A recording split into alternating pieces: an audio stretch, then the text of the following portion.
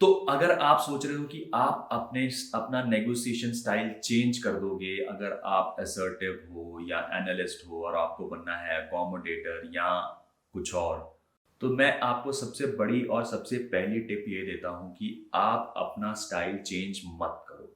आप अपने आप को नहीं बदल सकते। उल्टा आपको करना ये है कि आपका जो स्टाइल है, उसके जो स्ट्रॉन्ग पॉइंट्स हैं और जो उसके वीक पॉइंट्स हैं, उसको आपको अपने लिए वर्क करवाना है। अगर खुद को पूरा बदलने जाओगे, तो वो कुछ भी नहीं होने वाला, उल्टा और फंस जाओगे। आपका नेगोशिएशन स्टाइल और बेकार हो जाएगा। नेगोशिएशन एक स्किल है, एक आर्ट है। It is a kind of a game of psychology. It is more about understanding what you are and what the other person in front of you is. मैं आपको कुछ और टिप्स देता हूं जो आपको अपने स्टाइल में इम्प्लीमेंट करना है या एटलीस्ट उस पर काम करना चालू करना है। बिकॉज ये वीडियो पूरा देखने के बाद ऐसा नहीं हुआ कि आप पूरी सब चीज़ें इम्प्लीमेंट कर लोगे। You have to be really extra cautious, find out your weak points and start working on it slowly and steadily. Over a period of time आप देखोगे कि आपके स्टाइल में थोड़ा सा फर्क आ रहा है। सबसे पहले जब आप नेगोशिएशन कर रहे हो या नेगोशिएशन टेबल पे बैठे हो, किसी से बात कर रहे हो, तो उनको कभी भी ऐसे मत ट्रीट करो जैसे आप खुद को ट्रीट करना चाहते हो। आई नो ये पर्सनल रिलेशनशिप या दूसरे तरीके के उसमें डायनामिक्स में जनरली ये कहा जाता है, इनफैक्ट मैं भी यही कहूँगा कि जैसा आप चाहते हो कि आपको ट्रीट किया जाए, आप सामने वाले को भी वैसा ही ट्रीट करो। बट नेगोशिएशन टेबल पे ये चीज़ लागू नहीं होती है, ये इतने अच्छे से वर्क नहीं करती है। तो फिर करना क्या है? करना ये है कि उनको वैसा ट्रीट करो जैसा वो चाहते हैं कि उन्हें ट्रीट किया जाए। अभी अगर कोई बंदा एनालिस्ट है, उसको वो डेटा से ही कन्विंस होने वाला है, तो आपको उसको डेटा ही देना है। आप असर्टिव होके या अकोमोडेटर होके ज़्यादा लंबी लंबी बातें करके लेकिन डेटा नहीं दे रहे हो, तो उससे उसको कॉन्फिडेंस नहीं आने वाला या वो आपके साथ रिलेट नहीं करने वाला। It's all about relatability. तो ये तो हो गया कि भैया ट्रीट कैसे करना है, treat them the way they want to be treated. और अगर आपको लग रहा है कि आप किसी कॉम्प्रोमाइज में पहुंच रहे हो जहां पे आपको चीज नहीं पसंद आ रही है और आपको कहना है ना, तो आप ना बोल दो।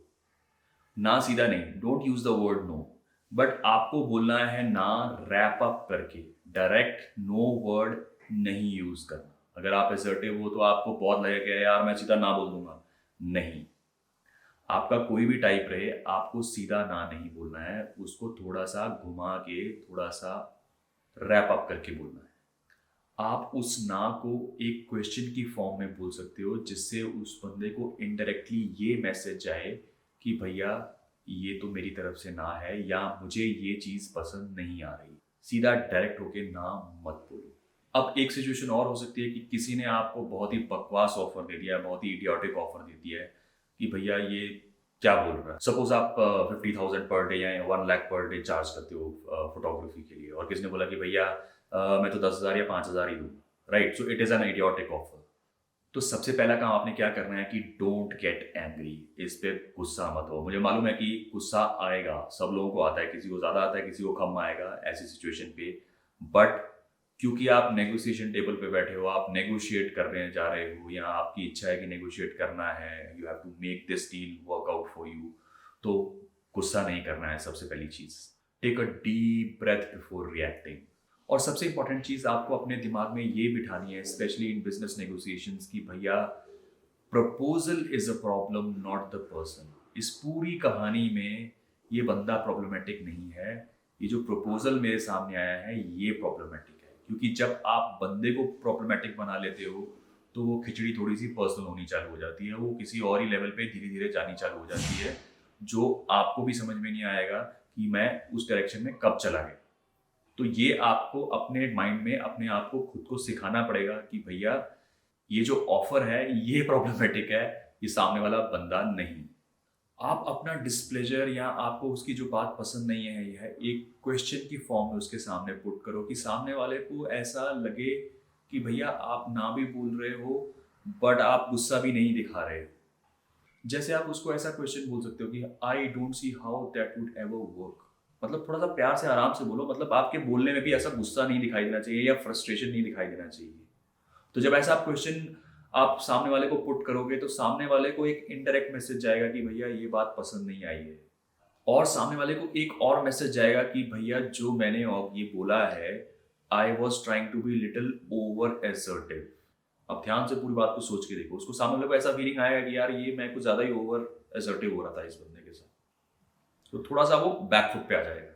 और जैसे मैंने बोला कि you have to say it in a very soft way, को बहुत प्यार से बोलना है, ये आपको सीखना पड़ेगा, प्रैक्टिस करनी पड़ेगी धीरे धीरे कि भैया मुझे गुस्सा नहीं करना है, मुझे कुछ भी फ्रस्ट्रेशन नहीं दिखाना है।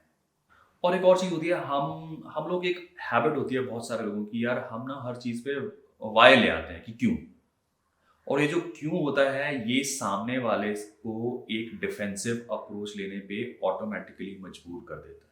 अब जैसे इमेजिन करो, बॉस ने बोला कि यार मुझे ये काम चाहिए, तुम करके दो मुझे, और अगर आप इमीडिएटली रेड करो वाई, आप सोचो क्या सीन होगा वहां पे। Generally people tend to get very defensive when you say a direct Y, तो ये इस तरीके का वाई अवॉइड करना चाहिए। बट वाई एक जगह पे बहुत ही काम में आता है जहां पे सामने वाला बंदा थोड़ा सा 50-50 है, मतलब उसको उसको पूरा कॉन्फिडेंस नहीं है, तो वहां पे अगर आप समझदारी से वाई का यूज करोगे तो वो आपके फेवर में आ सकती है बात।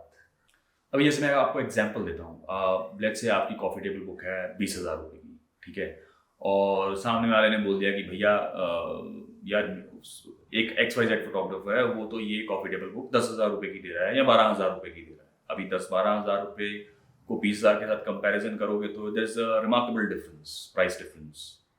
और उसने ये जो आपके सामने क्वेश्चन पुट किया है कि अरे यार वो सामने वाला या वो XYZ फोटोग्राफर तो ये बुक हमें 12,000 रुपए की दे रहा है, तो थोड़ा सा क्वेश्चन मार्क है, थोड़ा सा वो भी 50-50 है कि भैया ये जो मैं बोल रहा हूँ इसका कुछ सेंस बन रहा है नहीं बन रहा है। तो यहाँ पे आप वाई चिपकाओ, तो वाई क्वेश्चन के साथ उसको आप जवाब दो, जैसे कि I can also sell those books at that price, but why would I sell those books? These books are great, ऐसा कुछ मतलब। और why would I switch over to those books? All my clients love these books and I have been getting a great feedback on this. Why would I sell the cheaper books?